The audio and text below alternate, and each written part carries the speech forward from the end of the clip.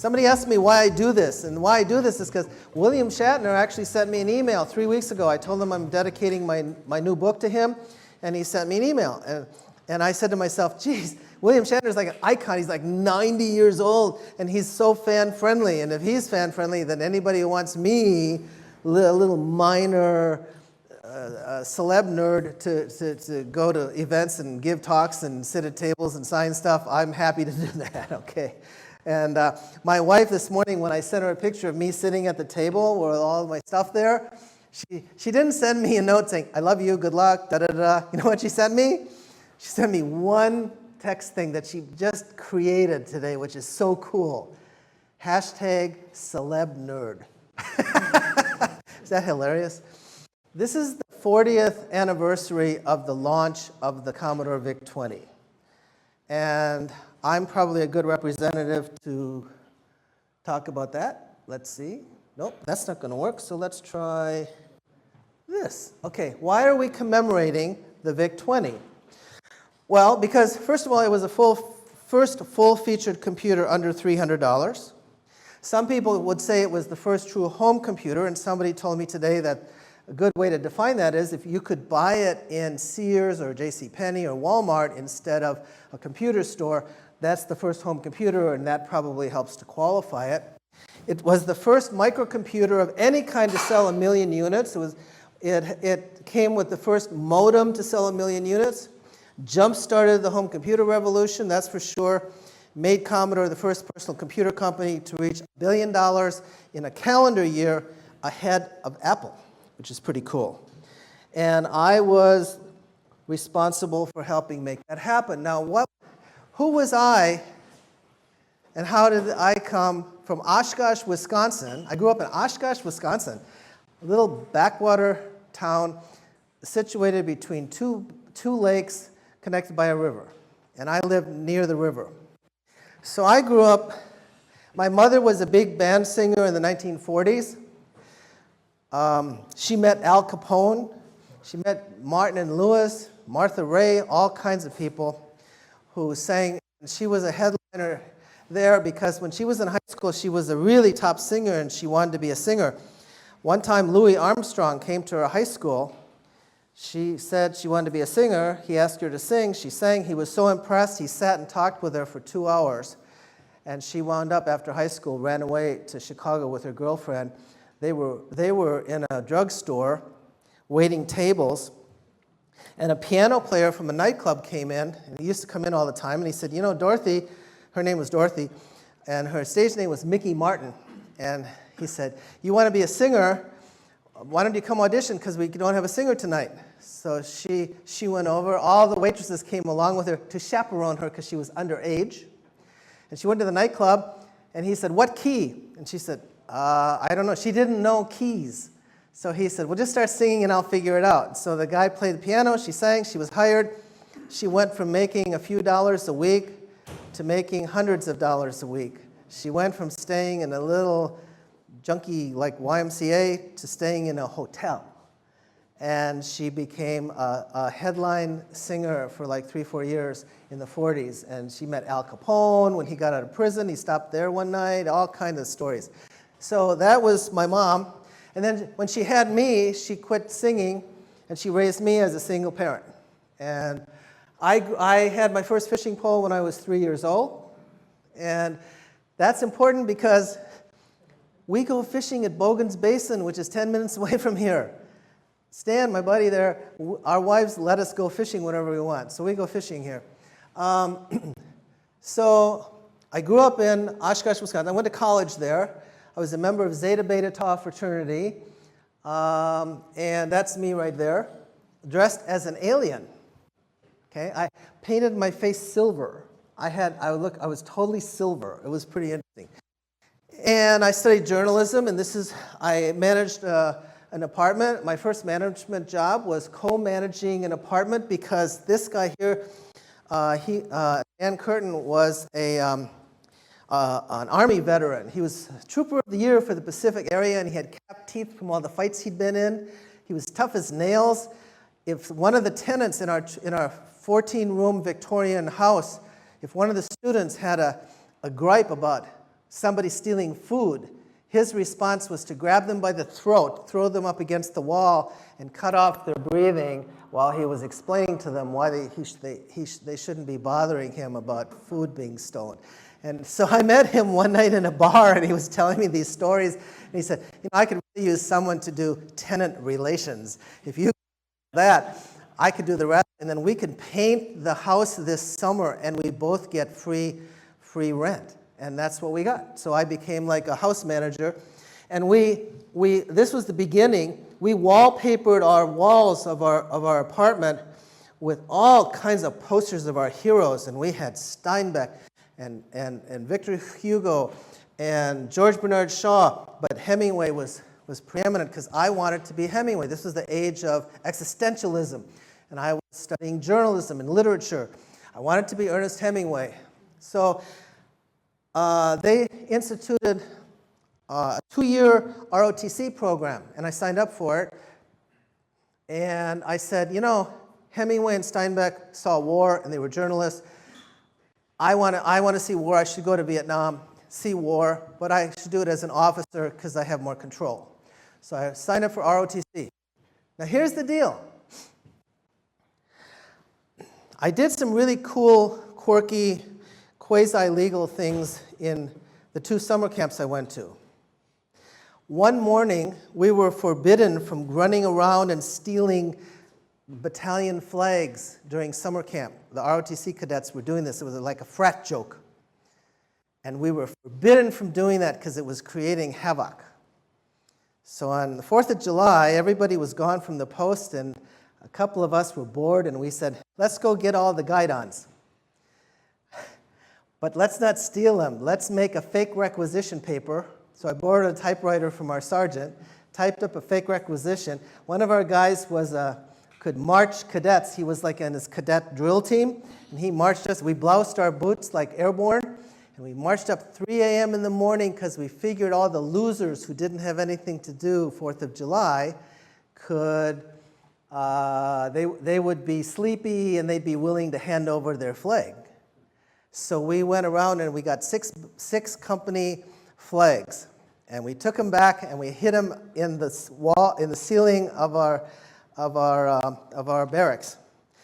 The next day, the sergeant got a phone call explaining what had happened, and he looked at us. All of us, 5 of us, were sitting in the orderly room when that happened. He looked at us. He started wheezing and laughing, and when he kept saying, "You're kidding, sir." "No, really, sir, really." And by the way, I signed the name Tom Davis. I made up a name, Cadet Tom Davis, and he said, "Tom, I'll keep my eyes out for a Tom Davis." And he hung up the phone and he looked at us and he said, "I knew you guys did it. Tomczyk, I knew when you asked to borrow the typewriter and a requisition." I asked him for a requisition form. He said, "What do you want that for?" I said, "Just as an example, I'd like to have it for my records." He didn't know I was typing up orders. And so he said, "You guys, man, you did it." And he said, "You did it." "No, we didn't, Sergeant." "Yes, you did." "No, we didn't." "Yes, you did." "No, we didn't." Finally, we said, "I can't help you unless you tell me. You did it." And we said, "Okay, yes, we did." Now, so then, we were like, not losers, but the guys who appointed cadet battalion commander for the day. And then there was an executive officer, cadet. And then there was a cadet sergeant. And if you were low on the totem pole, you were the cadet sergeant. And the cadet sergeant was kind of a do-nothing job, and you couldn't get any points. So we were all listed to be cadet sergeant in the next couple of weeks. So I'm walking by the bulletin board, and I suddenly see all 5 of us are suddenly battalion cadet commander for the next 5 days of the week. And I said, "Geez." I went back to the sergeant and said, "What the hell?" And he said, "Well, you guys showed you were really ballsy, and you showed guts and determination. You violated the rule. Could be in big trouble, but I'm going to give you a chance to show what you can do." So I was first. So the next morning, we're going to the gas chambers. We're going to the gas tents all day, and we have to march 250 guys down a dirt road You know what it's like to march 250 people down a dirt road if you've never done it before? I stand here, a bunch of cadet NCOs here, there's some guys down there watching the road, and you go, hup, hup, hup, and you get them started, and they start marching, and the guy down there signals you, and you go left, and they go left, and left, turn, turn, turn, and they turn. That's how you march 250. Whoa, so to begin with, I go out there, and I stand and say, by the way, they're all, like, many of them destined to be infantry. They're like tough guys. They look like John Wayne. Normally, the guys that look like John Wayne are doing what I'm doing, the battalion cadet. So I say, okay, good morning, gentlemen.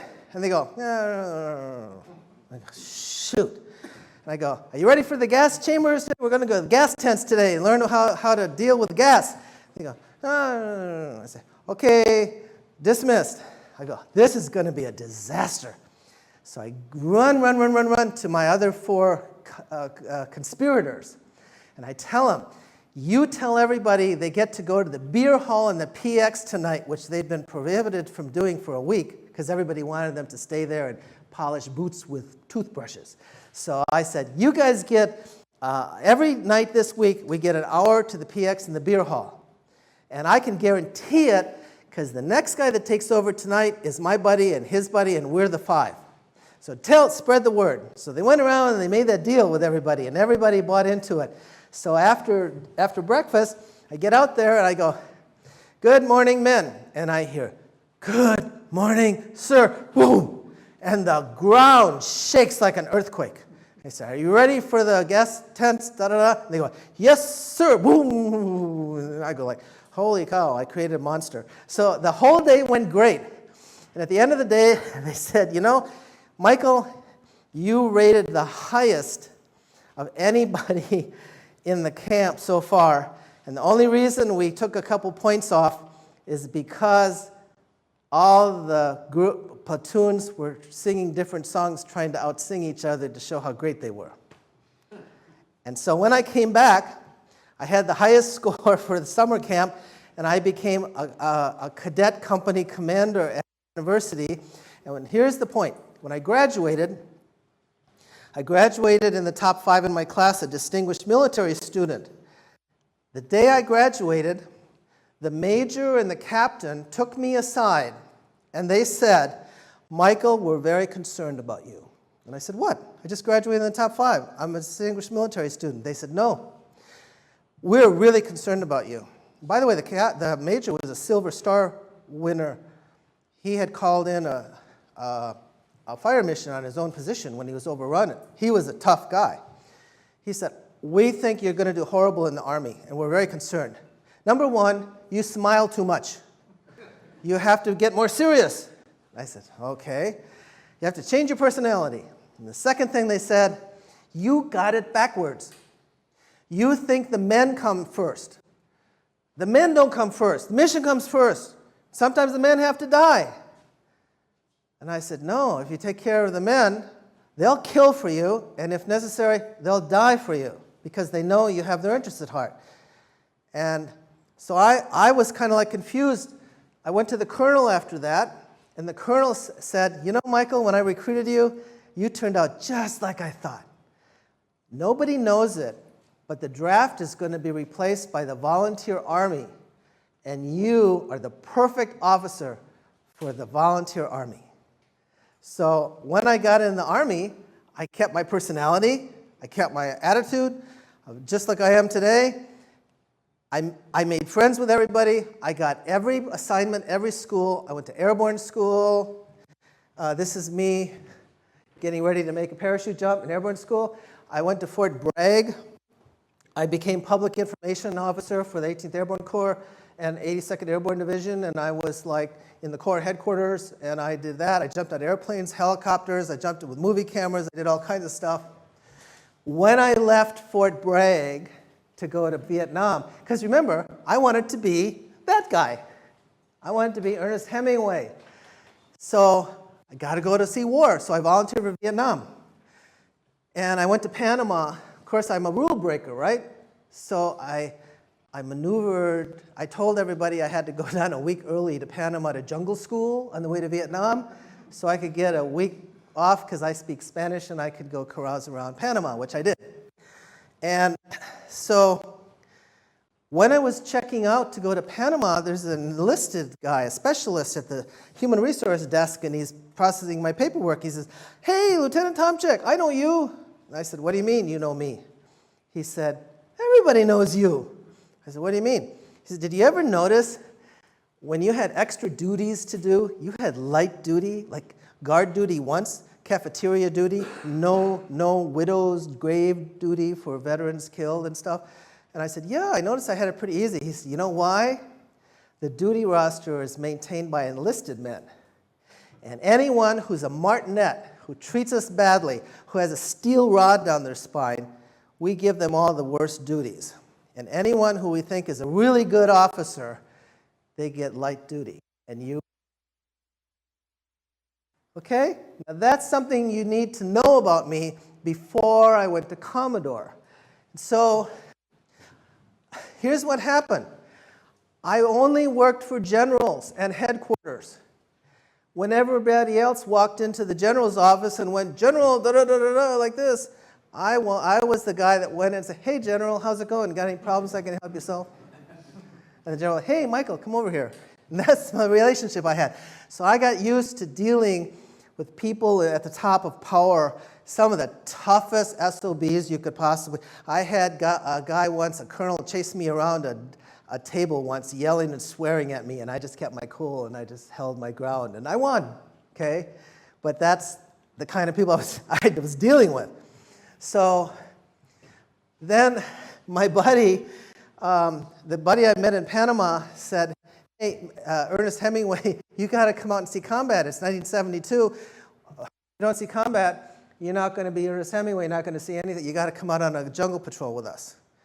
So I went and I got a 3-day pass. I worked for a general at the 1st Signal Brigade, 5,000 unit. I edited the magazine, the newspaper. I gave all the briefings to dignitaries and stuff. That's how I learned to stand up on a stage and be like this. But I had to be more, more military in those days. So here's the deal. I got a 3-day pass, and I went back to my office, and I typed a 1 in front of the 3, and technically I went AWOL to go into combat the first time. So we went out, and we basically chased some Viet Cong off a bunker complex. We didn't shoot them. We saw 2 guys running through the jungle down, but this was the peace treaty was being negotiated, so we didn't shoot them. We just let them escape. But we didn't want anyone to come back and throw grenades at us, so we slept in the bunker complex that night, and then we blew it up the next morning. And the night we slept, I rolled myself up in a mosquito net, and I slept in a hollow under some thorn bushes, because a friend of mine in Special Forces said, "Do that so you don't get killed in the night by the Viet Cong sneaking back." While I was sleeping there, I noticed some creatures were coming and cuddling up against my leg, and I looked down, and there were like 5 or 6 little furry creatures snuggling up against my leg. And somebody hit one with the butt of their rifle and shined a flashlight and said, "These are jungle rats." And I said, "Oh, okay." So I just rolled over and went back to sleep with jungle rats. So I actually slept with rats. So when I came back, I wrote up the story about what we did, and I said, those rats are there. It was like a symbiotic relationship. The Viet Cong had food, snails, chickens. They had a garbage thing. The rats came and ate the garbage, and they could kill a rat if they needed extra meat. It was very cool. 10 years later, I'm walking down the street in New York, and like a bolt of lightning out of the sky, the realization hit me what those rats were doing. If you're a rat and you see a body laying on the jungle floor and it's warm, you can snuggle up to it, but it might hit you if you try to eat it, so you wait until it turns cold, and then you can eat it.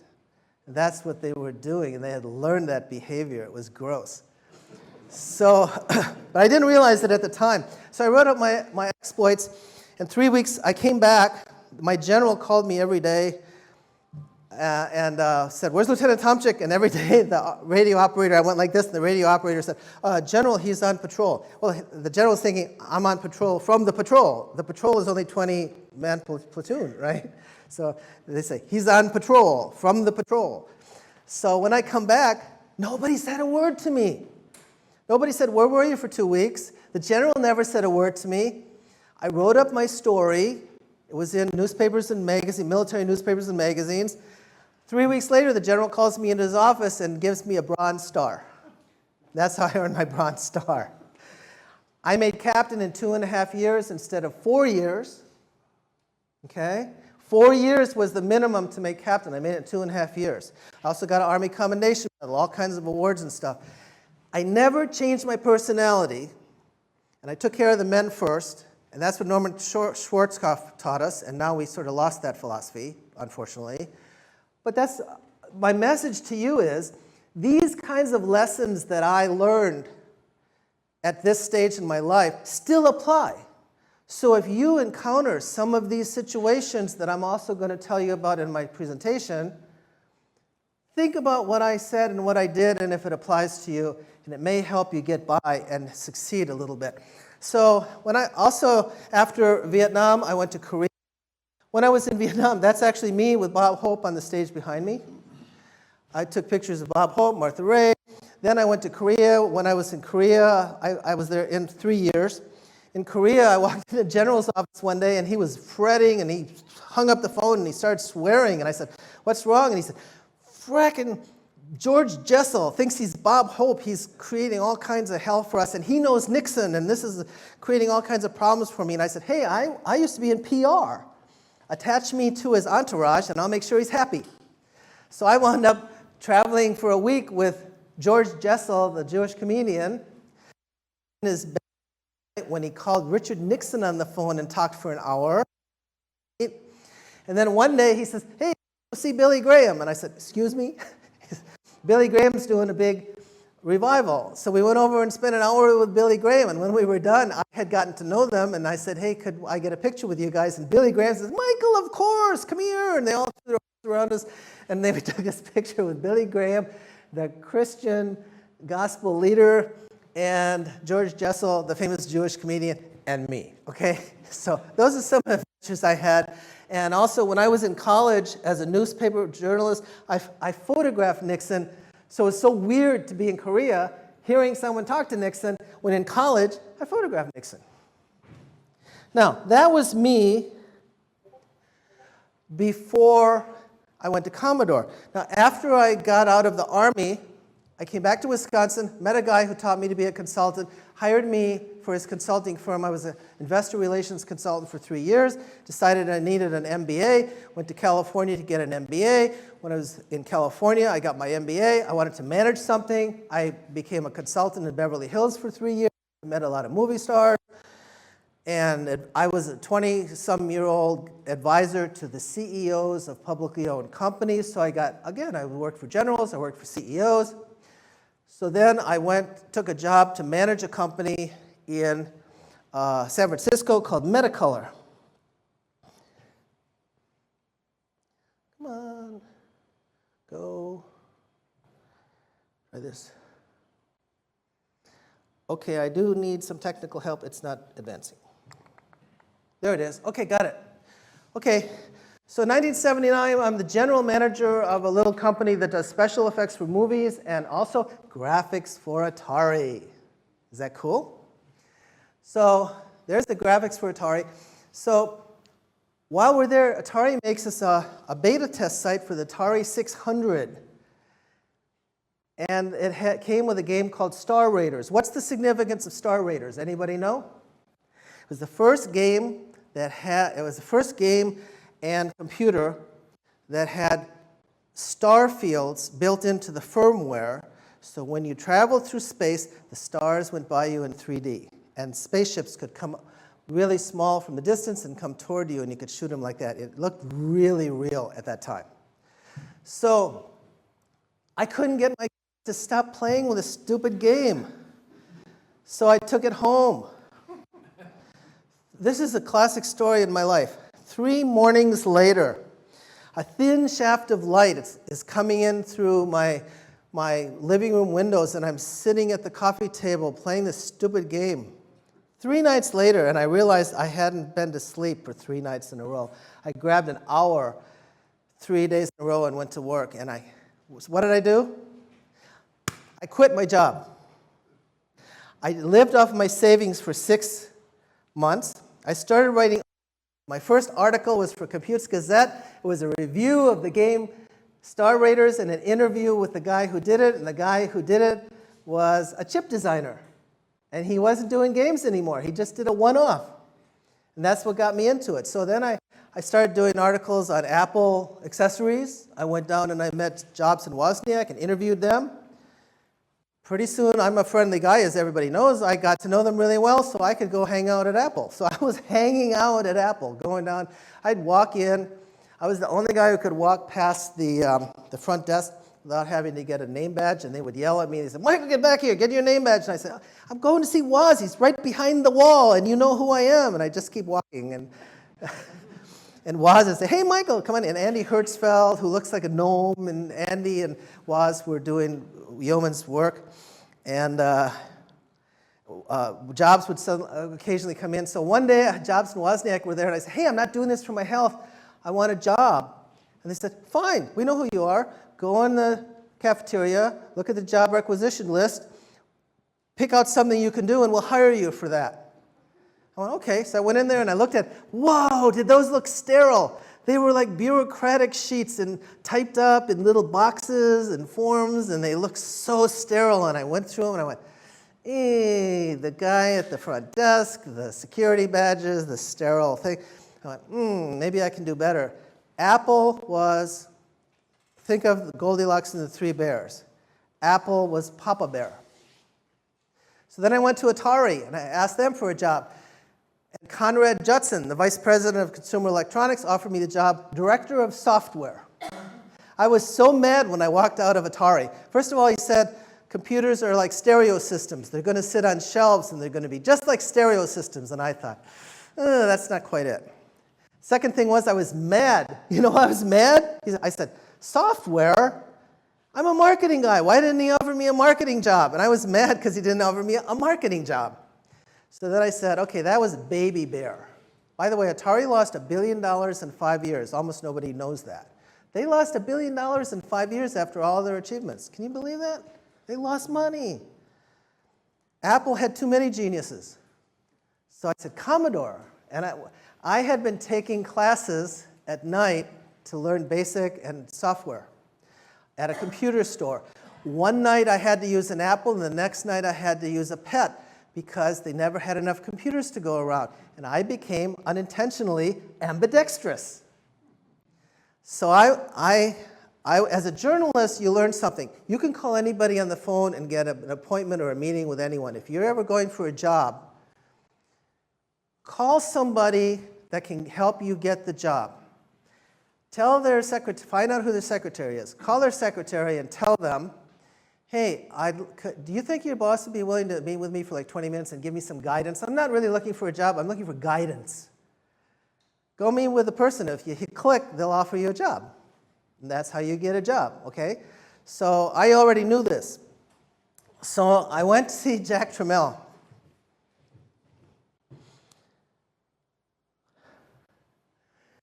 Jack looked like a frog. He looked like a bald. Jack looked like a bald-headed little ethnic watchmaker. His belly went like this, and he could put his hands inside his belt and rest them there. And he was this tall, and he had a deep, booming voice that could make the walls resonate. He could bring vice presidents to tears when he was angry. That's how tough he was. He was a 6-year survivor of Auschwitz. There's a whole bunch of stories about that. And he shared those with me. So I went in there and I sat down, and imagine a very modern, ultra-modern looking office. One whole wall is windows. His desk is glass, and there's not a thing on his desk. And he's sitting there in a really comfortable chair, and I come in and I sit down, and he goes, so, what do you know about Commodore? And I said, I don't know much about Commodore, but people who know you seem to think you're some kind of a crook. But I figure if you're not in prison, you're not a crook. You're just a shrewd businessman. And I'd like to learn to be shrewd like that. And those were magical words. Now, how do I know after 40 years what I said? Because I practiced those words 45 minutes in front of the mirror until I had them down pat. I had nothing to lose. I had a job offer from Apple, Papa Bear. I had a job offer from Atari, Baby Bear. Now I was here at Mama Bear. And I had a sense from talking to people who I knew at Commodore, they had half idiots and half geniuses. Atari had very few geniuses, but a lot of technicians. Apple had too many geniuses.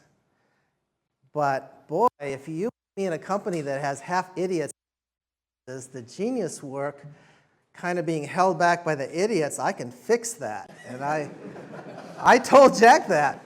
And he said, what else? And I said, well, there's 20 things wrong with your company that I can help you fix. He said, like what? And I said, your packaging is from the 1940s, your ads suck, you don't have the back pages of magazines, which you need to have to look like you own the market, you're number 3 in the personal computer industry, but yet you have the best hardware, you're number 1 in Europe, but you're number 3 in the United States, you're letting Apple walk all over you, you have a terrible reputation with user clubs, you have no PR, should I go on? And he went, So for you, I'd have to teach you. I said, teach me? He said, yeah, the religion. I said, I have to become Jewish? And he said, no. He says, my business philosophy is called the religion. Oh, yeah? And what does it mean? Well, it means, here's what it meant I found out. Treat every penny as your own. If you turn your back on an organization, the organization will double because everybody thinks they want an assistant. So you have to keep firing people. If somebody lasts a year at the organization, they have lifetime employment just like Japan. But few people last a year. Those were actually things Jack said, okay? So I said, okay, so what do you think? He said, call me tomorrow, I'll figure out what to do with you. I just lost my assistant to the president. He was a 50-year-old guy, beloved by the company. He couldn't deal with me anymore because I'm a little hard to deal with. I said, oh, really? I've dealt with tough generals and CEOs, and that doesn't bother me. So the next day, I called 11 times. 11 times. I'm not exaggerating. Secretary says, I'm sorry Jack didn't decide what to do with you yet. Sorry Jack's still making up his mind. I'm sorry Jack's in a meeting. Jack went to lunch. He'll call you back as soon as he gets back. Jack's in a meeting. Jack didn't decide yet. Just call back in an hour. 7 o'clock at night, my 11th call, I'm not kidding. I called. The secretary's gone home. The building is dark. Jack is the only one in the company. He walks out and happens to be walking by the secretary's desk. And he picks up the phone and he says, yes. This is what he did. If he heard a phone ring wherever he was in the company, he would pick it up. Accounting department, legal department, anywhere, manufacturing, and deal with the problem. And he said, you got to touch and feel everything. He'd go like this, touch and feel everything. He said, business is war. You have to be in it to win it. Okay, this is Jackisms. I became Radar O'Reilly to Jack Tramel's colonel. Seriously, I walked around with a yellow notepad, following him around like that, learning from him. So he said, okay, Michael, he said, here's the deal. I figured out what I'm going to do with you. So I went in the next day. He said, you're going to be assistant to the president. You're going to follow me around for 6 months. You're going to learn the religion. After you learn it, what's the least amount of money you can live on and be comfortable? I told him honestly, stupid me, and he said, okay, I'll pay you that, and in 6 months I'll make it up to you. I said, okay, so I said, can I be assistant to the president and marketing strategist? And he said, sure. I said, good, let's talk about strategy. So I said, you need to have a small color computer, small low-end computer for grade schools, because elementary schools cannot afford our computers. If you have that, then you capture them in grade school. They go to high school and get a pet. They graduate and they use a CBM when they're in business and out or college. And then we have the whole product line, and that's what we need womb to tomb. And he said, we have a small computer. We had a computer at MOS Technology, which we bought a few years ago because Texas Instruments dried up the chip market.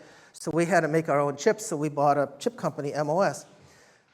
which was in Valley Forge. We were in Santa Clara, California. So he said, you know, we had a chip we tried to sell to Mattel and Atari, but they didn't want it, and it was for a game machine. It's called the VIC chip, video interface chip. And he said, there's a kid named Bob Yanis, a young engineer in school who has a school project, made a little computer out of that, and I saw that. So we could probably have that. And I said, cool. So we had talked about that. So I said, when can I start? Because you know how much money I had? Jack Tramiel, I had $10 in the bank. That's the minimum on deposit you can keep. And I had $6 in my pocket. And because I didn't know if I could pay for enough gas to get to Silicon Valley and back, because I didn't know if I could make it, I called the editor of Compute's Gazette, Robert Locke, and I said, you owe me $140 for an article. Do you think you could wire it to me tonight? So that's the only time I ever used Western Union. I went and I picked up the cash so I had enough money for gas. I was totally dead broke. I had gone to rock bottom, really rock bottom. So at one point, American Express, I owed $700. I called up American Express and I said, I can't pay it. Yeah, I guess you'll have to cancel it. And you know what American Express said? We understand. We won't cancel it. Just stop using the card and let us know when you can make a payment. Is that cool? 1980. This was April 1980, March and April 1980. So I said, when can I start? I need the money, shoot. And Jack said, well, you can either wait till I get back from Europe because we're having our first ever meeting of all the general managers and movers and shakers of Commodore in London at a Fox and Hounds country estate outside of London. And you could start right after that. And then he kind of looked and had a second thought, and he said, or you could join me in London. I said, I'll join you in London. So I got on the plane. I went to London. I didn't have any sleep because I can't sleep sitting up. And guess who I sat next to on the whole flight? Chuck Peddle. The guru of the 6502, the PET, all of that, and he told me everything I needed to know to succeed there. And one of the things I did when I got there, I took everybody aside for 20 minutes and got to know them. And I told everybody from Japan, from Germany, from Hong Kong, from South Africa. I told all these guys around the world. I took them aside and I said, I'm the new assistant to the president. I'm your man. If you have a problem and somebody won't answer your phone call or get back to you, which they all complained about, call me and I'll fix it, whether it's manufacturing, operations, whatever it is, I'll connect you with whoever needs to do it and I'll make sure it happens. I get things done. You don't have to worry about not. Just love that. So I made a lot of friends. So we go to London. So here I am. Kit Spencer and his wife take me on a tour to the castle. We actually went to the Parliament, and I sat on the green leather sheets. Somehow they smuggled us in there, and we sat on the green leather sheets in Parliament. So here's what it looked like. This is our table. This is from Germany. This is our executive vice president. This is Chuck Peddle, and this is a square table. And we're all facing each other. This is what Chuck and the engineers were proposing. What does that look like? Looks like an Apple, right? It's an Apple ripoff. They call it the color pet. So they're basically doing Apple was the form factor. They had this fixed in their head. So Jack comes in. This is Sam Tramiel. He was doing operations, and he was doing manufacturing in Hong Kong. So basically, at this meeting, only 3 people. Okay, Jack comes in and he says, I don't want this. Here it is sitting in front of Chuck. He says, I don't want this. I want a small computer. I want a small color computer. And he said, that's what I want. And he said, okay, now I'm going to go away, talk about it, let me know. So he went away, and the next day, Jack came back, And when we started talking about it, only 3 people wanted this small color computer. Me, one day on the job. Kit Spencer, the marketing director and the guru from UK. And Tony Tokai, who was our Japanese general manager, and his engineer, Yash Terakura, who was a long-haired, hippie Japanese engineer. And me. And can you tell that there's dark circles under my eyes because I couldn't sleep on the plane? I don't sleep sitting up. I was totally sleepless, and I'm sitting there arguing making impassioned arguments for this new small computer. We need to let elementary schools have these things. We need poor families who can't afford $600 computers to be able to afford like a $300 computer. And we argued like crazy. And Jack came in the second day and he asked, what do you think? Everybody said, we need the higher end computer, there's more profits, it's a higher price, we're gonna make more money, da da da. And then Tony and me and Kit made our case, especially me. Jack listened a minute and he stood. Remember, he's only this tall. So he's like this, and he pounds his fist on the table. Boom. And everybody shuts up and looks at him. And he says, gentlemen, the Japanese are coming. So we Japanese over the black matrix picture tube.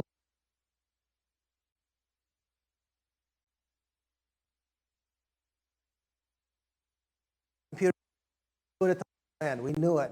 And that silenced the table. Chuck didn't want to do it. Chuck wound up leaving the company that fall with some of the engineers who would have had to work on it. So we came back to the office. Well, okay, first of all, that's what Chuck wanted to do. You can see Chuck arguing for that. And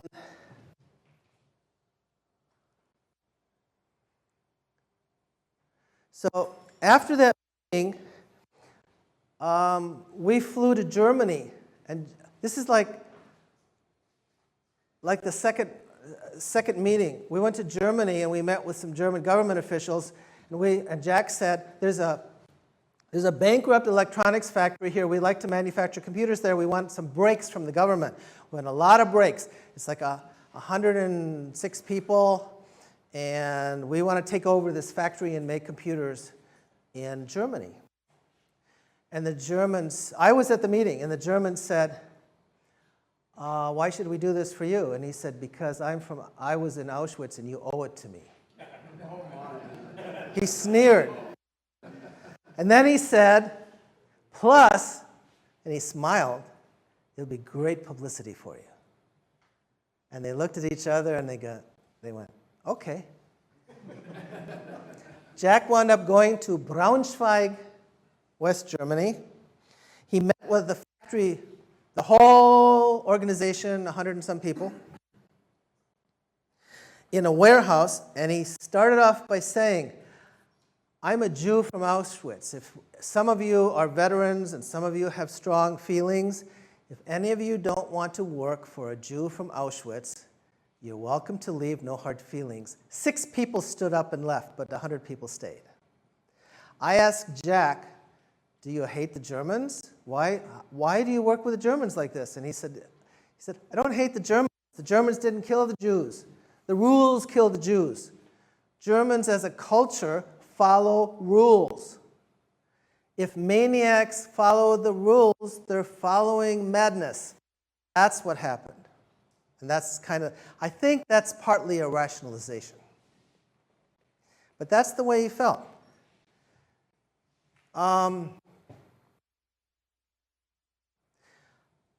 A few months later, he came back from Germany, and he said he was in Berlin. He was in a hotel with his door open, and there was an alley behind him, and there was somebody yelling at a worker, and he was yelling something at him, swearing at him. And he woke up in a cold sweat, because the same words they were using to swear at this worker, they used to yell at the slave laborers. And he came back and he said to me, I thought I was over it, pretty much, or I put it kind of behind me, but I realized I didn't quite lose it yet. It still haunts me. And then I said, so how do you deal with the memories of the Holocaust? I asked him that at a deli counter at lunch one day. And you know what he said to me without dropping a crumb? He was eating a sandwich. He said, I live in the future. And that became my mantra. Jack's reason for living in the future was different from mine, but I adopted that as my lifelong slogan. I live in the future. I'm 73 years old. I'm doing some innovation things now because I live in the future. And that's what Jack did. So I learned that from him. So here's the deal. The timeline is really interesting.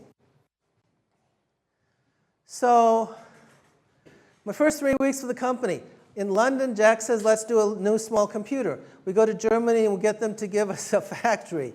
We come back to Santa Clara. Jack says, go check out the marketing department. I know you hate them. 12 people in the marketing department. I started doing interviews with them.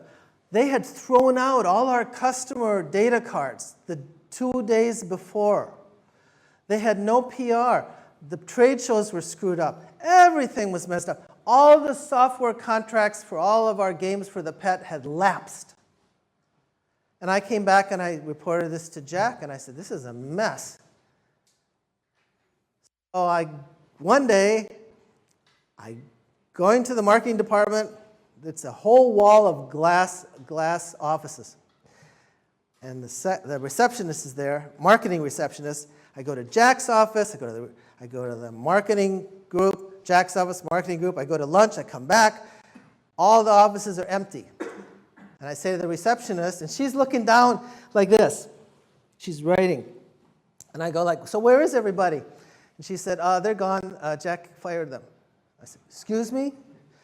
And she said, well, just before lunch, Jack came and fired everybody. He said he's going to keep the software director on a couple days so he can help you renegotiate the software contracts. So I said, oh, yeah. So she's writing, and I said, you don't seem bothered by this. Does this happen very often? And she said, well, yes, as a matter of fact, it does. Her exact words, I swear. I run into Jack's office and say, Jack, what the hell? You fired the marketing department? He said, yeah, you said you didn't like him, so I fired him. This was his exact words.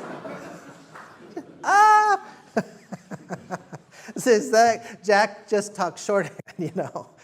But so then he says, so then a couple days later, we're in a meeting, and Jack says, you know, there's somebody who's only been here a couple weeks, but he understands the company better than almost anybody here. So until we get a new director of marketing, Michael Tomczyk is U.S. director of marketing. So I became the marketing director. And I said, he announced that in a meeting without telling me. So Jack's leaving the meeting, and I jump up and I run, chase him in the hall. I said, what the hell, Jack? And he says, go hire the marketing department that you think we should have, and I'll hire the marketing vice president, and we'll divide up the tasks that way. And that's what we did, and I hired a bunch of marketing people. So then we had this small computer, and I've been thinking over it, so I did a 30-page typewritten memo. We used dot matrix in those days. And I looked at it, and I just couldn't bring myself to do that Apple-style memo heading. So I drew a big happy face with a beard and mustache. And that was the cover of my memo to Jack.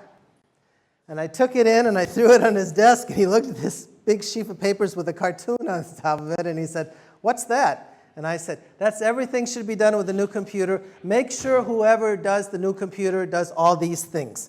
And I walked out. Well, he showed it around to people for about a week. And then he came back, and he threw it on my desk. And I said, what's that? And he said, that's everything should be done with the new computer. You're responsible. I said, what do you mean? He said, I told everybody in the company associated with this that nothing gets done with a new computer unless you approve it. So he said, but none of these people work for you. Most of them are older than you. You're going to have to do this all by persuasion and a little bit my authority. And I said, I can do that. I just smiled. I said, I can do that. Because I was a product manager. That's what I did as a consultant. We launched products, and it was like chicken soup to me. So I said, okay. So the next thing I know, I'm in meetings, not so much with engineers, but the US engineers didn't want to do this. Okay, they didn't really want to do this. So some of the programming had to be done by Yash Terakura in Japan. So I went to meet with the guys in Japan, and we set up everything we wanted to do.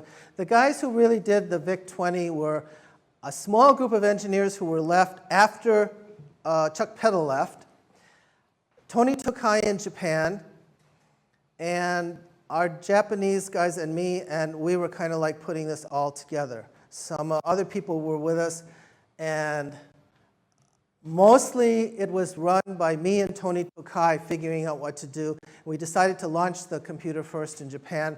And here's the deal. I wanted to call the new computer the Commodore Spirit because we had the Commodore PET. Everybody knew the Commodore PET. Let's call the Commodore Spirit. This is the next thing from the PET. So we're ready to go with the Commodore Spirit. That was going to be the name. All of a sudden, I get a phone call from Japan, from Tony. I'd been to Japan a couple times now, and we'd been strategizing. If you go to the International Commodore Historical Society, you can actually see my memos between me and Tony, and also between me and the manufacturing guys, specifying the parameters for the new computer.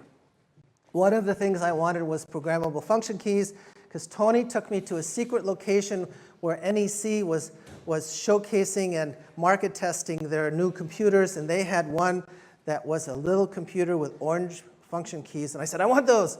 And Tony said, we can probably get those. And so we did programmable function keys because of that. So Tony says, we can't call it the Commodore Spirit. And I said, why? And he said, because Commodore Spirit in America means Casper the Friendly Ghost, but in Japan it means flesh-eating spiritual ghoul from hell. And he said, you can't call it that. I said, okay, okay.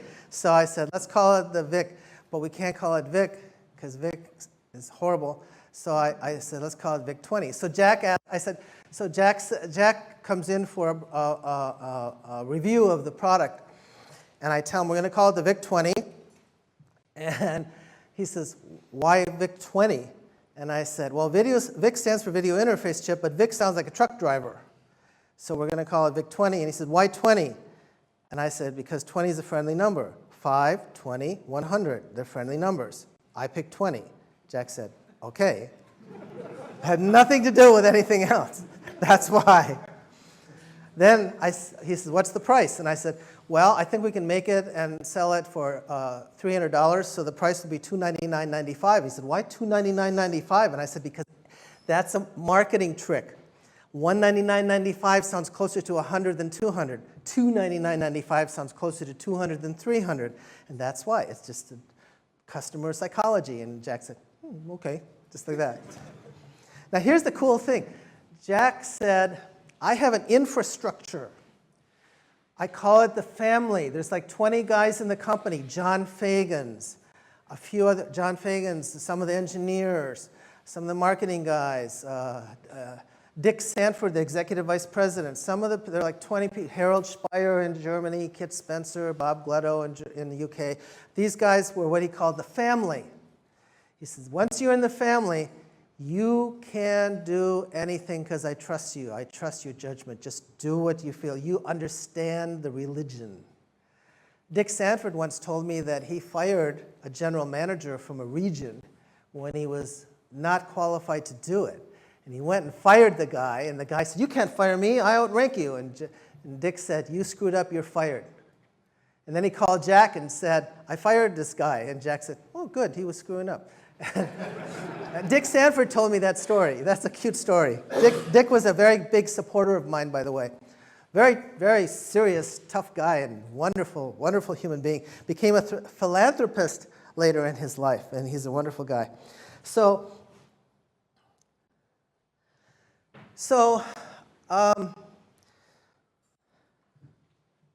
we called the VIC-20, and I said to Jack, hey, can I be the VIC product manager?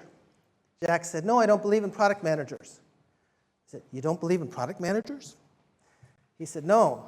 So I said, what can I be? And he said, well, you know, there's an energy czar in Washington because we had a gas shortage in that year. You can be the VIC czar. And I looked at him, I said, can I put that on my business card? And he said, sure. So I actually have a black and white business card at home that actually says VIC czar on it. I don't know where it is, I have to track it down, but it's somewhere. Somebody will probably buy it for $1,000 after I'm dead, okay? So, all right. Shouldn't be morbid. So anyway, I met with all the engineers, and we had all these meetings, and I'm not a technical guy. I'm not going to tell the engineers how to do it. Bob Yanis was there.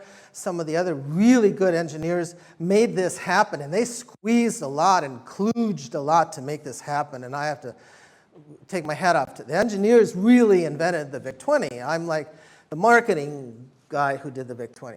So the engineers, and everybody used to ask me, what's the guidance? Jack said, you have to give us guidance. And I said, guidance, there's one prime directive, like Star Trek. It must be user-friendly. Everything must be user-friendly. For programmers, for users, for software developers, for everybody, it must be user-friendly. Teachers, everybody. So I said that to Yash Terakura when I was in Japan. And I said, must be user-friendly. And Yashi looked at me with a big grin, and he has wild, long, black, frizzy hair like a hippie, and he looked at me and said, Michael-san, of course this will be a friendly computer. I am friendly engineer. And he was, and he was. He lives in Hawaii now. He's enjoying a well-deserved retirement. So I fought for full-size typewriter keys. Jack wanted a membrane keyboard, but I had seen the Atari 600, which had a membrane keyboard, and it was horrible. I insisted on typewriter keys, and I knew we could do it because we had the CBM keys and some other computers that used those keys, so we did that. I hired half a dozen self-taught programmers who were frankly smarter than me technically. You should always hire people smarter than you. Okay? Most people think you should hire people calmer, quieter, easier to control, and a little bit dumber, but that's not true. They should be smarter, contentious, independent, and shrewd, okay? And that's who you should have, because that's who makes managers heroes. Everybody kept stealing our equipment. So we'd have assembly language code printing out. It would take hours to print out, so we'd go home while it was printing out and piling up dot matrix stacks on the floor. And they'd come in the morning and the computer would be gone. Some stupid salespeople would come in and steal our computers and take them to a trade show because there weren't enough computers to go around. They were too cowardly to go ask for them. So I told our guys, I'm from the military, so from now on, we are the VIC commandos. We're going to be military and tough, even though you guys are in your teens and early 20s. And I went out into the open bay. It was a big open bay with Herman Miller action office furniture. If you know what that is, it's 4-foot-high walls and little 4-foot cubicles, and it's ergonomically designed so that people can be scrunched together and still work. Which is horrible, but okay. So I went out in the middle of the bay, and in a loud voice I said, the next person who steals a computer from our area will be fired, and I will fire them. And I glared around at everybody, including vice presidents. And then I walked back to our cubicle. Nobody ever stole anything from our cubicle ever again. Neil Harris, who was the second in command of the product team, Neil Harris is now a councilman at Gaithersburg, Maryland. And you can see him online. And so Neil Harris, his father did advertising specialties, and they had these little heavy brass coins. So he brought him in and it said, you know, it's good luck and success and stuff. And we handed them out to everybody, and we said, this is the symbol. And I said, you know, there's an actor, I'm an old movie buff. I'm a trivia expert in old movies. So I said, you know, George Raft in the 1930s played gangsters, and he used to flip this coin. So I said, we're going to flip this coin, we're going to be gangsters. So we would stand around in a circle. We would hold meetings standing up. I'd come in, okay, everybody come here, and we gather around in a little circle, only 5, 6 of us, and we'd flip these coins without looking at them. I almost brought one with me. but I could imagine it dropping and pinging and flying. So I didn't bring it with me, but maybe at a future event I will. But it's a little brass coin, and we all learn. I can still do it. You can flip the coin and just talk like this, and everybody would see us doing that, and it kind of helped our image.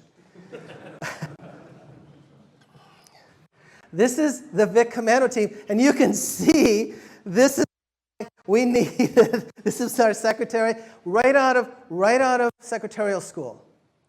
You know why? I always hired admins out of secretarial school because you can train them right into your style, and they adapt to it because they don't know any better.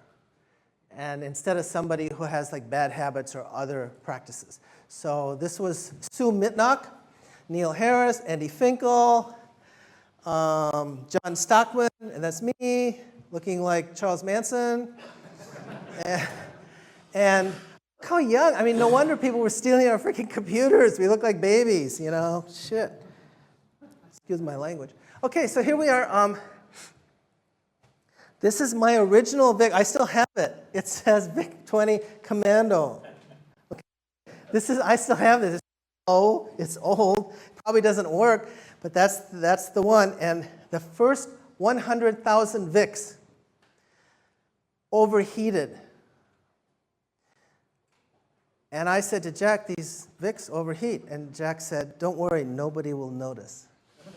And do you know something? After 6 hours use, and you know something? I use them for 24/7 on the weekends. And whenever mine overheated, I had to go to the refrigerator, get a pack of ice, and put it on the heat sink, and then it would cool down, and the program would actually come back. And I would get so mad when that happened. But nobody ever complained. I don't see any articles or anything about the VICs overheating. I don't think anybody ever even noticed. So that was pretty cool. Here's what the VIC looked like. We put together this. I said we need a tape drive, we need floppies, we need joysticks, we need a modem, we need some games.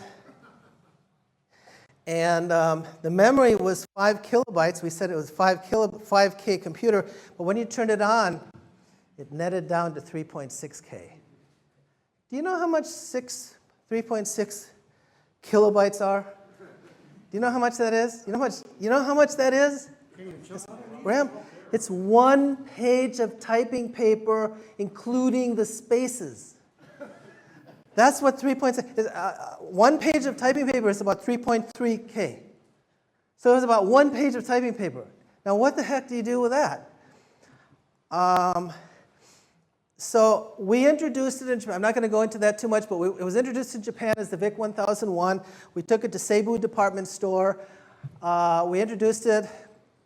Tony wanted to call it the VIC-1001 to play on 2001: A Space Odyssey, so he called it the VIC-1001. In Germany, they had it called the VC because VIC sounds like the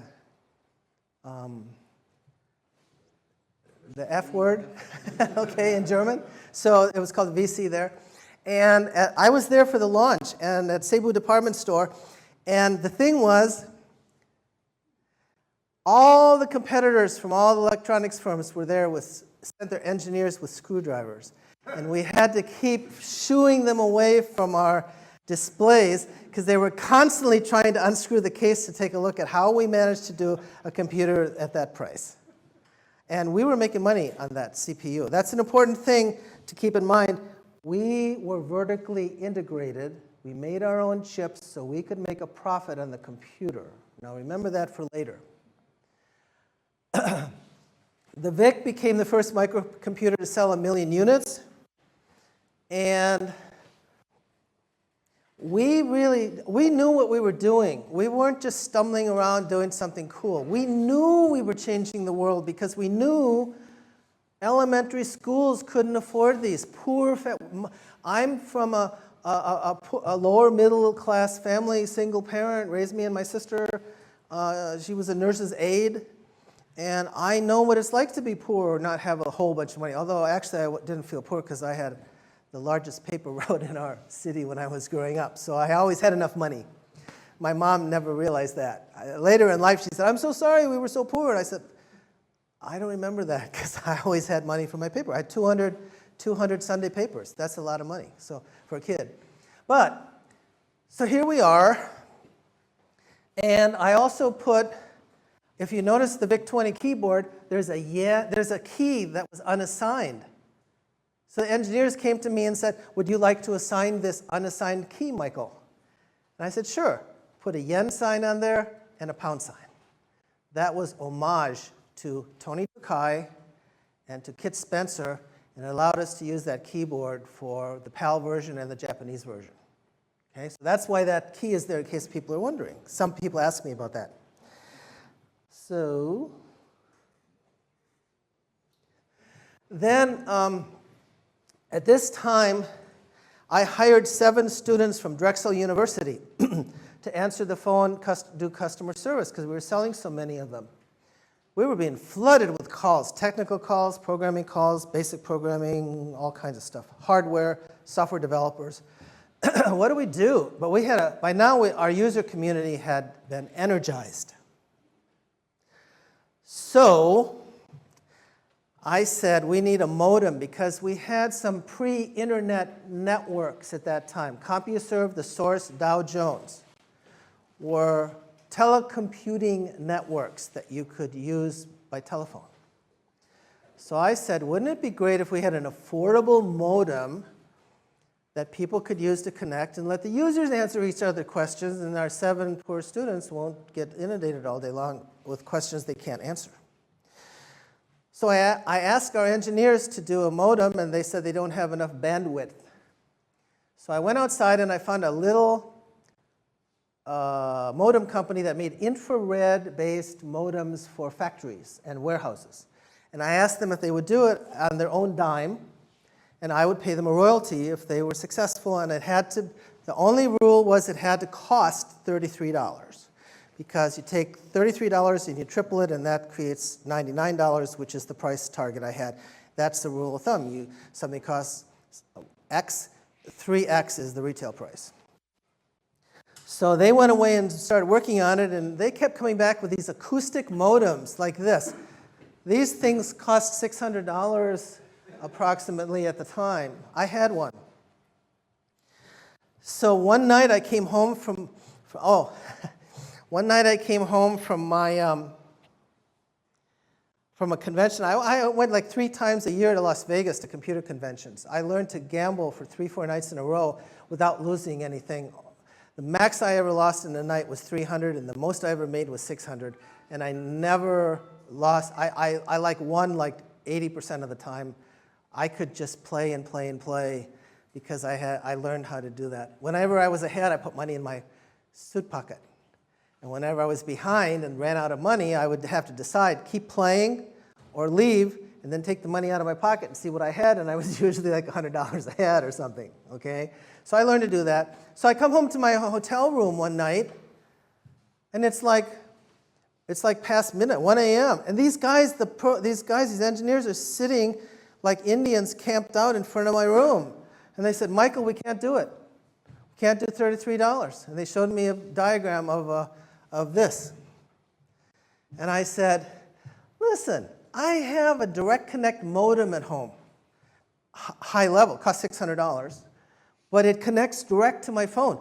Why can't we put that on a cartridge, like a game? And they said, a cartridge? And I drew it on a piece of yellow paper. I said, yeah, cartridge with a little cord. Eureka! Ah, they went like this, and they ran off down the hall like little meerkats jabbering, like a. And I went, good, that's solved, and I went to bed. So now, here and there, when I write things or say things, I say I'm technically the co-designer of the first million-seller modem, which we sold for $99. And if you come to my booth at the ticket counter in the front, I have a box. And on the box, I'm a good negotiator. So I went and negotiated a deal with The Source, CompuServe, and Dow Jones, free time worth $197.50. So for $99.99, you could buy the VIC modem, and you get $200 worth of free computing time, telecomputing time. And there's a sticker on the cover, because I was so proud of that. There was more value free than the cost of the thing. So that was like, that got people into it, and it solved our problem also. By the way, shortly after I joined Commodore, when I was US Director of Marketing, Jack said, you're the only person besides me who's authorized to talk to the press, because you're a journalist and you can get away with it. You know what to say and not say. I said, okay. So I called all my friends in the computer industry. First thing I did as marketing director, I bought the back page of all the computer magazines. So if you go look at computer magazines from the 1981, 82, you'll see Commodore on the back page of most of them. And you know why? Because when you pick up a computer magazine and you look at the back, or radio electronics, and you see Commodore, it looks like Commodore owns the magazine. And that was my theory. So I did that. One time a vice president came in and tried to cancel those ads, and the editors called me and said, they're canceling all the ads. And I went to the vice president. I said, what the hell are you doing? He said, well, I canceled the ads because we're going to rethink our advertising, and after we rethink, we'll go back and rebuy. And I said, no, you won't, because all the other computers will grab those back pages. They're going to stay where they are, and that's it. And I walked out, and I called all the editors back, and I said, keep those pages going. Ignore this guy. If he calls you again, ignore him. When you were in the family, the 20 guys infrastructure, you could do that stuff. Can't do that anymore today. But it sure was nice to be able to do it, because I could break the rules, I could make the rules. And I had the freedom to do that. And so, in the company that we're working on now, my current business partner one day comes into me and he says, what's the most important quality in the people we're going to be hiring to start our new venture, which I'll tell you about later? And he looked at me and he said, trust. Doesn't even matter if they have the skill set, but if we can trust them, that's who we want. And that's like the family. I said, whoa, that's like, this guy must have known Jack Tramiel. Okay, it's really cool. So we're still doing that. Now, so I started giving interviews, and if you read, you'll see all kind of interviews with my picture and stuff. So I was getting as much publicity as I can. New computers coming, new computers coming, new computers here, and you see all that. First time after I had a couple articles appear with my picture, I walked into my very first trade show in 1980. My first trade show. I walked in, and I'm just walking in, I got my name badge. Somebody yells, there's Mike Tomczyk! And 100 people instantly surrounded me. And I had to stand for 2 hours and answer questions. This was like somewhere in 1980. And after I answered all their questions and they dispersed, I took off my name badge, I put on my dark sunglasses, and that's how I spent the rest of the convention. I never sought celebrity. I never actually wanted to be like standing up here talking about all this stuff. But here I am. God is great. So, okay, you know what this is? I just discovered this. Scott. Don't embarrass him. That's the famous Scott Adams, inventor of the adventure games. The adventure games that we see that are animated and that we play in real time and look like movies, they all owe their roots are with that man. So I knew it. I heard all kinds of neat rumors about him. I heard that he lived on a castle on an island in Florida, and I heard all these great rumors, and that he's a really cool guy. And so I called him up, and guess what? I just, like 4 days ago, discovered this picture. Do you know what that is? That's me calling Scott. That's me when I was called Scott. And I said, Scott, we have a problem. We don't have any software to get our computer going. It doesn't have any memory. But wow, if we could put text adventure games on there, holy cow, they probably would fit and they'd be exciting. Would you be willing to port your games over there? And Scott said, sure, Michael, I'd be happy to. And I said, could you do it fast so we could roll these out fast, put them on my cartridge, pay you a nice royalty? He said, sure. And he started working on it. And the next thing we know, we have 6 games. So then I had to go get an artist to do packaging. And so we did some really unique boxes. By the way, we were very multinational. I was working with the UK and Germany and Japan at the same time. Very multinational. And that's because I made friends with all those people.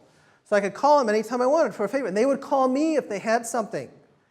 So they called me from Germany and UK, and they said, look, we have this European graphic motif, silver and like this, rainbowy. And so I said, great, we'll use that as the packaging. So that became our packaging, and it's actually European. Scott Adams Adventure Games. I had a great artist. I found a local artist, and they did all our art. They did the poster you see out by the table. They did the rainbow poster for me. I told him I wanted a neat poster, so I designed it. I sketched it, and he rendered it, and he did all these packages. One time he comes in and he does the count. Scott Adams, the count, which is what, right? Dracula? And it looks just like Frank Langella, who was in the Dracula movie at that time. And I said, oh my God, we can't use this. That's Frank Langella. He's going to sue us. So he said, oh yeah? The artist says, oh yeah? And I said, yeah. Can you make it look a little bit less like Frank Langella? And he said, sure. So that's what he looks like. But he still looks like Frank Langella, right? Which was great. But I have to admit that a lot of my success came from Scott Adams agreeing to port those games over. He doesn't know, but I still hold a very, very, very warm place in my heart for Scott Adams for agreeing to do that. You made me a hero. You gave us more games from one vendor than anybody else and helped jumpstart the VIC, and you helped catch it on. And he'll tell you his story. Make sure you come to his presentation tomorrow. He's just one of my favorite people. We reconnected at the Atlanta VCF. We were both keynote speakers there a couple of years ago. We reconnected, and we've been friendly on Facebook ever since. We watch each other's food, what we're cooking, all kinds of stuff, and we've stayed friends, and I'm so happy and glad to be able to say that publicly, Scott. And Scott is still cool. You know, a lot. Yeah, no, there's a neat thing. A lot of people from the early computer days, they're pretty cool. You know, like people today are doing selfies and things, TikToks and all kind of neat things, Bitmoji and all that. And these people are cool right now. Well, we were kind of cool then. But some of us stayed kind of cool, and Scott is definitely one of those people. Okay, so we had a game we didn't know what to do with. It was about pounding on people on the heads of things. And Jack a meeting with Jack Tramiel was called a Jack attack. We had a code name for meetings with Jack. We said, did you have a nice meeting? And they say, it was a Jack attack. Jack would pound on the table, rage, sometimes swear, challenge people. He would look at somebody and he would say, if somebody used to be a teacher who has an MBA and was now a CEO or a business manager, he would say, you're still a teacher. You have to stop teaching. And he would use anything he could to bring people down. And he said, when you negotiate something, pound them down to the bottom. And when they're really complaining and raging and angry and upset, that's when you know you got them down. And I said, then what? Bring them up a little. Don't ever leave them there. Don't ever get the rock bottom price. Get the rock bottom price, then raise it back up and make them think they got something. Isn't that weird? He had such an odd philosophy. So Jack attacks. Jack and I used to talk in shorthand. One time, I said, okay, I'm renegotiating all the software contracts. And the VIC commandos were following me in those days, like meerkats. I used meerkats. They were just coming behind me. I was Radar O'Reilly to Jack, and these guys were my little mini Radar O'Reillys, okay? And they were following me to figure out, what should we do? You know, they're in their 18s and 20s. So one day, I'm walking like this, and I say, Jack, I want to do a standard software contract and just do an addendum with the unique elements so that we save time. And what do you think? And walking like this, Jack turns around and he goes, I thought you should have sex. And then he turns and keeps walking. And I go, oh, good. And I start walking back to the office, and the VIC commandos say, what the heck was that? And they said, you going to go have sex now or what? And I said, no. Didn't you understand? And they said, no. What did that mean? I said, it's clear.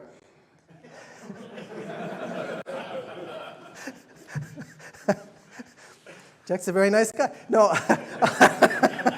Looking out for my welfare. I was a single guy, by the way. So I said, no, what it means is the mechanics are always the same, but the experience is always different. So when you negotiate a contract, the mechanics of doing the software might be a certain way, but there's always some very major nuances that have to be negotiated. It's just like sex. It's not just a mechanical thing. And that's what he meant. And they went, oh, okay. Another time, I always sat on the left-hand side of Jack, and Jack would be at the table here, and everybody was there being yelled at. And here, and I was calm. And everybody kept asking me, how are you so calm during the Jack attacks? I mean, he fired one time there was a group of engineers who promised to do a piece of hardware. He set them up in a building. There were like 30 engineers in the building. The guy said, I will have this done in 6 months. 6 months later, without ever writing anything down on a notepad or calendar, Jack showed up at the building. And he said, do you have it done? And he said, no, it's going to take me another 6 months. He says, okay, close it down. He said, what do you mean close it down? He said, I told you when you started, if you didn't have it in 6 months, I'd shut you down. So I'm doing that. So he said, shoot. Shut down, fired 30 people, closed down the whole thing. That afternoon, I was sitting in Jack's office. By the way, generals and CEOs and Jack, I would just wander into, I had an agreement. I could wander into their office and sit down and just listen to whatever was going on. Phone conversation or meetings. And that's how I learned business and why I became a fairly successful business person. So I'm sitting there with Jack, and this young guy comes in. He says, Jack. He says, Jack said, yes? You can't fire me. And I said, and Jack says, why? And he says, I've been here 4 years. I helped build this company. I refuse to leave. You can't fire me. I will sit in the damn hall. And Jack said, you know what do you think Jack said? Fine. Go find yourself a new job, and you're rehired. And you know what? If the other 29 people had done that, they would have been rehired too, I'll bet. Okay? Is that weird? That's Jack's weird ethic. So the VIC commandos used to ask me, why are you so calm in these meetings? Never bothers you. In fact, when Jack yells at you, you kind of chuckle. Well, Jack used to do this. Rage, rage, rage, rage, rage. And then I'd be sitting here and he'd go, huh? Huh? He would do that, literally. He would go, you did it, and some vice president, you're fired. And he fired a vice president once, and the guy said, I just brought my kids from high school. I bought a new house. And Jack said, fine, go to personnel and do a severance package. You're fired. So Jack would just do that. He'd go, blah, blah, blah, like that. And he'd look at me and go, yeah? He'd be like in the middle of a rage. His eyes bulging out. He's like that. And he'd go, huh? And I'd wink at him, okay? Sometimes he'd rage at me. And I said, do you know the concept of enfilade? Enfilade means, here's the top of a hill. Here's the hill. The machine gun is firing like this. If you can get right here, this is called enfilade. This is the secure position where the machine gun is firing over your head. So if I'm sitting next to Jack, the bullet's going over my head. That's number one. And number two, I said, I've actually been in real combat. As long as somebody's not shooting at me, I'm fine. That's true. I used to think that. Jack would be yelling. I went, well, no one's shooting at me, so screw it. I'm fine. It's just fine. So I told you about the Commodore Information Network. I set this up. I hired an editor to put this together, a really cool guy. He actually did it, but it was my idea. It's called the Commodore Information Network. And it was like a pre-internet user group on CompuServe. And at that time, guess what? Websites and host places like AOL and CompuServe paid people to bring traffic there instead of the other way around. Now we pay to get on there, right? They paid us. So one day, Jack comes running into my office waving a check for $30,000, $32,000. And he said, what's this? Somebody's doing something behind my back that I don't know about. What is it? Because he touched and feel everything. And I said, that's a good thing. We're the largest user site on CompuServe, and that's our royalty check. And Jack went, oh, really? He went, oh, okay. And he walked up like that.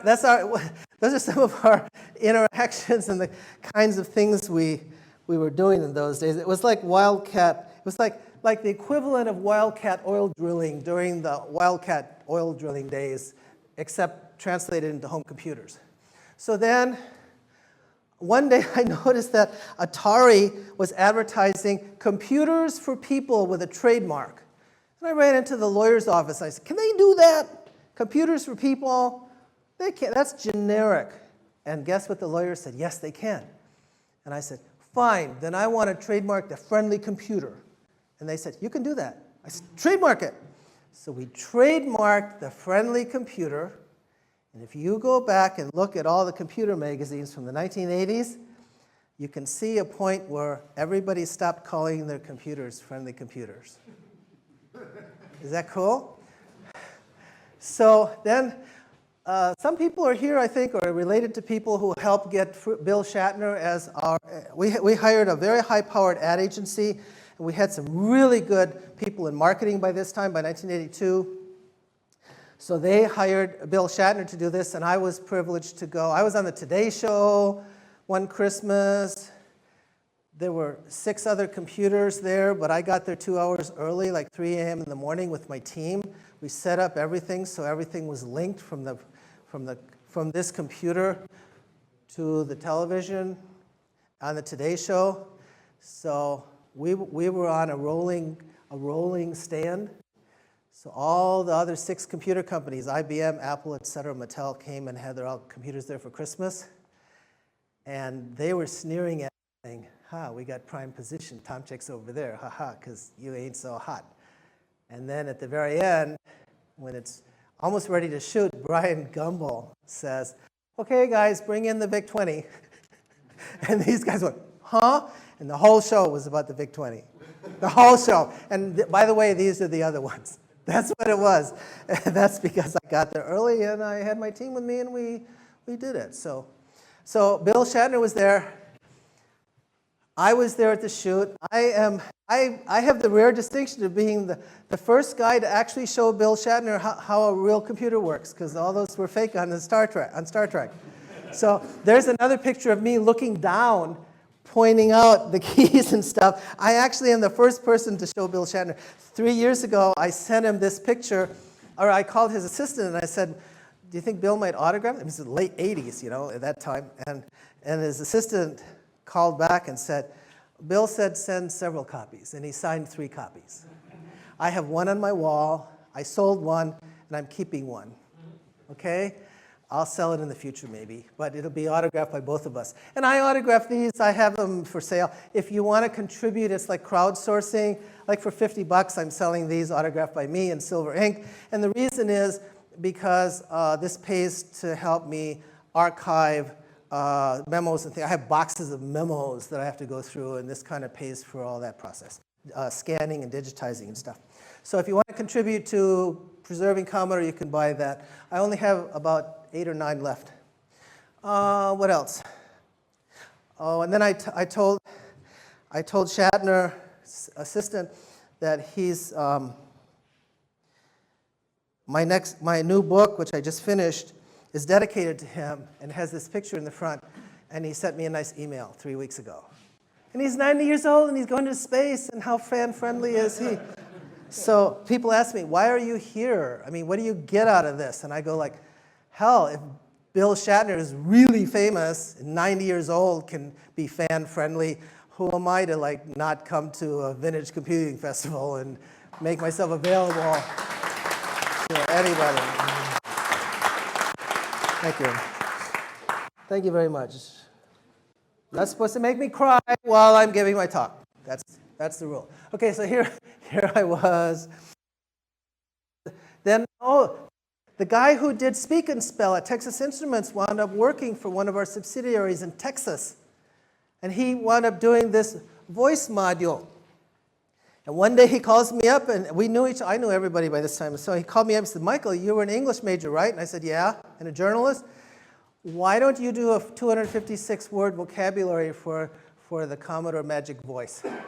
So I defined the vocabulary for the magic voice. Is that cool? It's a little-known trivia factoid, but so I was able to do that. So like the vocabulary, you can blame me, or vice versa. So then in 1982, we did the Commodore 64. People asked me, why did the Japanese never get in here? And one of the reasons was the bear in the woods strategy. And here's what the bear in the woods strategy is. This is why I told Jack I wanted to be marketing strategist. The bear in the woods strategy goes like that. What do you do when a bear is chasing you through the woods? I've actually had a bear try to get at me once when I was camped on a rock. Tried to break through some brambles, and that was interesting. Obviously didn't get me, but somebody was killed at that spot that summer. It's really gross. I found out later. It's really gross. So anyway, so the bear in the woods strategy is like this. The bear is chasing you through the woods. You take off your knapsack, you throw it down, the bear stops to look at the knapsack, and you run like hell. That's how you get rid of a bear. How do you deal with the Japanese? The same way you deal with the bear in the woods. The Japanese see the $600 Apple, so they're getting ready to come in with a few $100 computer. We take the VIC-20, throw it down at them, and at that time, the Japanese always went into 18-month planning cycles. We knew that because I knew Tony Tokai, and I had lived in Asia for 2 years, and I understood Japanese business, and so did Tony. So we knew this. So we threw down the VIC-1001. The Japanese came to a screeching halt, never came to the United States. Then they started working on a 32K computer. Hey, we can do a 32K computer like Apple, and cheaper. By the time they're ready with the 32K computer, we come out with a 64K computer. Throw that knapsack down. They go, shoot, now we have to do a 96 or somehow 60. What do we do? They never came in. So in the meantime, a Japanese-American engineer from, I think, Microsoft named Nishi goes to Japan and he convinces 12 companies to adopt a common operating system called MSX. MSX, unfortunately, was really crude. It was the worst pixelated thing you ever saw. The games were pixelated worse than some Atari games. They were horrible. So basically, people used to ask me, isn't it scary? You're going to have 12 companies advertising against your company with 12 ads all saying they have a common operating system. And they said, what do you think of MSX? And I said, MSX is MS dead. It's crude. It's hard to use. It's not going to succeed. And it didn't. So that's how we kept the Japanese out of the home computer market. Isn't that cool? Now, you know, in the 1970s, Jack was making calculators. Texas Instruments decided to go in the calculator business. They drew up, they dried up the chip supply. Jack almost went bankrupt along with all the other companies. Bomar Calculator actually did go bankrupt. So Jack bought MS Technology in Valley Forge.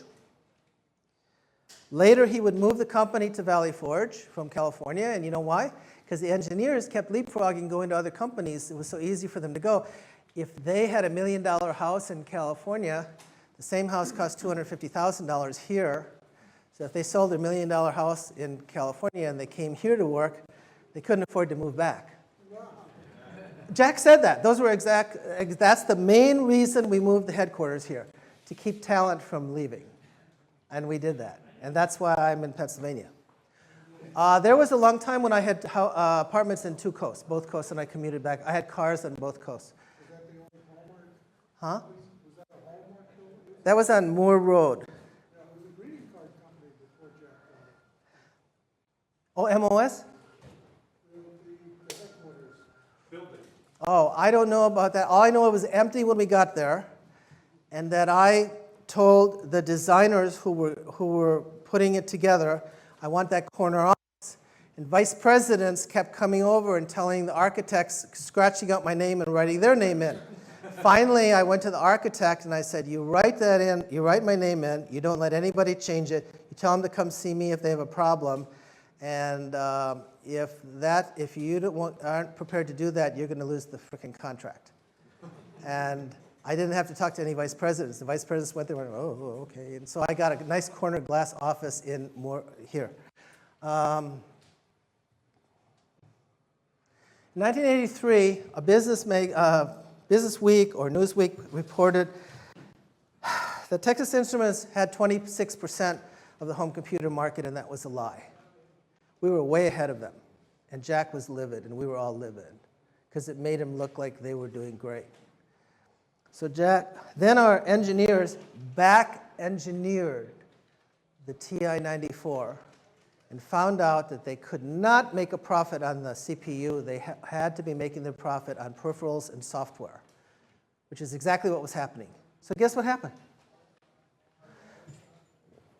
We go to a convention,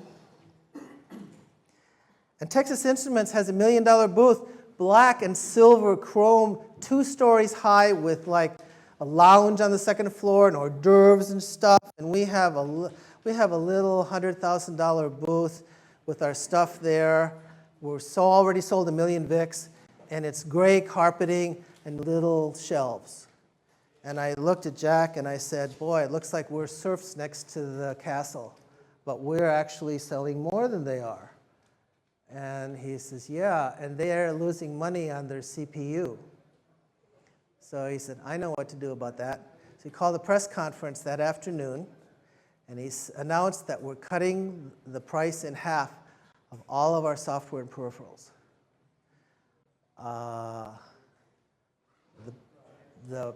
The head of their consumer electronics division came raging into our booth, yelled at Jack, swore, yelled, said, you can't do that, you're giving up profits, why would you be doing this, sacrificing, but why would you do this? Jack just smiled at him, because that's what they did to him in the 1970s. And this was pure revenge on Jack's part.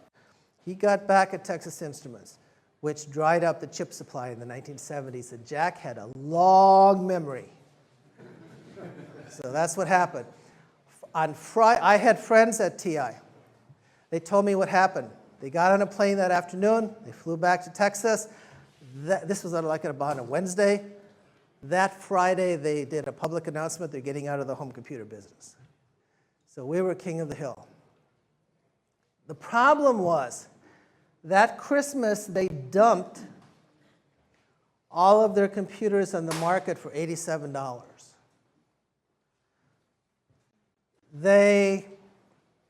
Our retailers had paid, let's say if you pay $50 for something that you're selling for $100, and now the price has dropped to $50. You can't sell it for $50, you're making no money. So you go to us and you say, you're either going to give me $50 for everything left in my inventory, or you're going to give me product to make up for the product that's in my inventory so I can make my profit back. That's called stock balancing. And we had stock balancing demands from our whole retail sector, and we had to do a lot of things. We had to lose money doing that. So we lost money from Texas Instruments dumping their computers for Christmas, and we lost money from stock balancing. So it was kind of a disaster financially. Okay? It was kind of a disaster, and Irving Gould did not appreciate that. Pardon me? We have to wrap up. Okay, 5 minutes. All right, thank you. Okay, so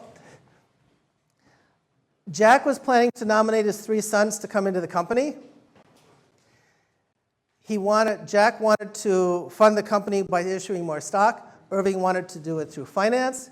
Irving thought that the financial quarter was a disaster because of the Texas Instruments deal.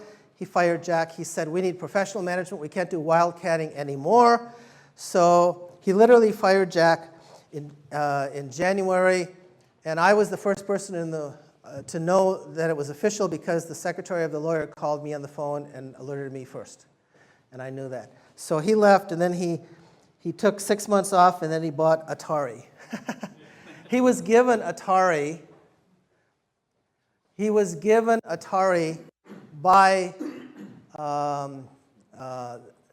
Atari's parent, Warner Communications, and he just assumed the company, and all the debts went to Warner, and he turned it into a family business. And that's what happened. Basically, many of the products, like the 364, were canceled. The Plus4 was never what it was supposed to be. The Plus4 had built-in software. I said we should have graphics, database, word processing, spreadsheet, and that's what the Plus4 was. It was one of my concepts, but it was never fulfilled. And Commodore went into a death spiral. Jack took 6 months off, came back and started Atari. 6 months later, in May, 35 top executives left the company, and the whole infrastructure, all the family left basically, and the company was gutted. They had to buy their next computer, the Amiga, outside, and it was ruined, and that was the end of the company. I went on to write a book called The Home Computer Wars. I gave keynote presentations for Byte Magazine and Comdex all over the United States, like 12 of them in 1 year. I was like a professional keynote speaker. I have some posters at my table there from that, which is kind of funny. 1984, I'm a keynote speaker. It's 40 years later, I'm a keynote speaker. Okay. Can't get out of this rut. So, then I was a vice president at Cigna for a year. I was the man in the gray flannel suit commuting. That was horrible. I made a lot of money, but it was horrible. Then I joined the Wharton School in '95. I stayed there 18 years. We studied innovation. I was managing director of all the innovation programs for 18 years, and then I retired. On the way, I earned a master's in environmental studies. I was an innovator in residence at Villanova University. In 2015, I published a book called Nano Innovation, and I'm kind of an expert in nanotechnology, believe it or not. And because I liked that, and I did that, so I became a nano innovator. I was actually on the review committee of the National Nanotechnology Initiative, which is a $1.2 billion initiative. And I'm writing an innovation book now. You guys can read the slides online. I put more. I can make them available, yeah. I put more information on my slides than you normally should have, so that when you go home, it's not like a bullet point that says, he wrote an innovation book. It says, here's the innovation book and some insights, okay? So you can read that at your leisure. That's what I'm working on now. I just finished it. And I'm starting a fintech. I'm starting a fintech company. I was walking the dog, and I met a guy from Bangladesh. He invited me to be a consultant, and a year later, we're launching a $200 million IPO this month, and our NASDAQ symbol is going to be FEXD. It's called FinTech Ecosystem Development Corp. We're doing mobile cash, digital banking, streamlined letters of credit, trade enhancement between emerging economies, and lots of other stuff. You can read about it online. And then last week, 2 weeks ago, I'm watching, how many of you watch Bering Sea Gold?